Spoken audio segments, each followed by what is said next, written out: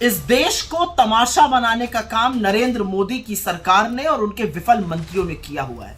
अभी नीट की परीक्षा पर बवाल मचा हुआ था। मंत्री जी कह रहे थे कोई पेपर लीक नहीं हुआ। अब जो आरोपी गिरफ्तार हुआ है उसने साक्ष्य और सबूत देखकर बताया कैसे कैसे पेपर लीक हुआ था 35-35, 40-40 लाख रुपए में। और अभी 2 दिन पहले यूजीसी नेट की जो परीक्षा हुई थी उसका भी पर्चा लीक हो गया और उसको रद्द करना पड़ा। इस देश की 60% आबादी 35 साल से उम्र में कम है। ये सारी चीजें युवाओं के साथ एक भद्दा मजाक खिलवाड़ है उनके भविष्य पर एक बहुत बड़ा प्रश्न चिन्ह लगाता है। असलियत तो यह है कि पिछले 5 साल में 43 भर्ती परीक्षा रद्द हुई है, जिससे प्रभावित करीब 1,75,00,000 युवा बेबस है, मजबूर है और गुस्से में है। पर ऐसा क्यों होता है? कि क्या सरकार ने इससे पहले परीक्षाएं नहीं कराई हैं? परीक्षा होती थी इस देश में, परीक्षा लीक नहीं होती थी, लोग परीक्षा देते थे, किसी का सिलेक्शन होता था, किसी का नहीं होता था, नौकरियां भर दी जाती थी। लोग बेरोजगार हैं और उसके बाद जब परीक्षा देने जाते हैं तो परीक्षा लीक हो जाती है। असल में मोदी जी के और उनके मंत्रियों को कोई फर्क ही नहीं पड़ता। उनके बच्चे बड़े बड़े फॉरेन यूनिवर्सिटीज में पढ़ते हैं, उनको क्या फर्क पड़ता है आपके बच्चे गाजर मूली की तरह भरकर जाएं, परीक्षा दें, पेपर लीक हो जाए।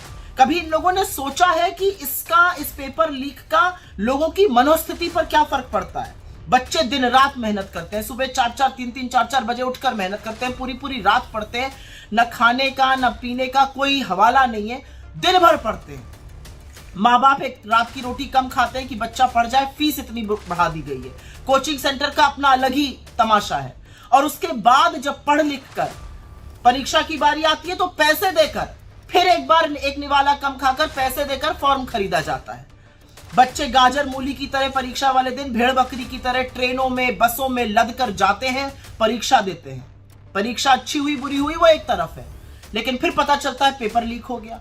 और पेपर छोटे मोटे एग्जाम का नहीं, पेपर नीट का लीक हो रहा है, नेट का लीक हो रहा है, आर्मी रिक्रूटमेंट का लीक हो रहा है, पुलिस भर्ती का गुजरात से लेकर यूपी तक लीक हो रहा है, यूपी टेट लीक हो रहा है। एक के बाद सीबीएसई के मैथ्स और अंग्रेजी के पेपर लीक हो रहे हैं, एक के बाद एक पेपर लीक होता जा रहा है। तो ये किसकी जिम्मेदारी है?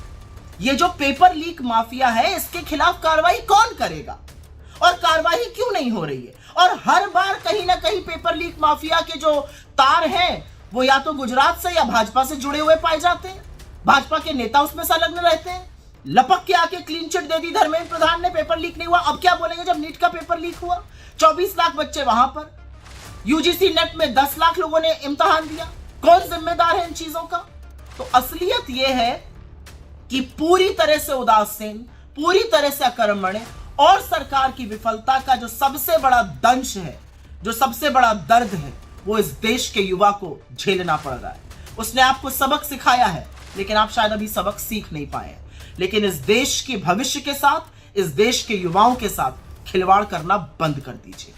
पेपर लीक माफियाओं का नहीं, युवाओं का सहारा बनिए, उनको संरक्षण दीजिए।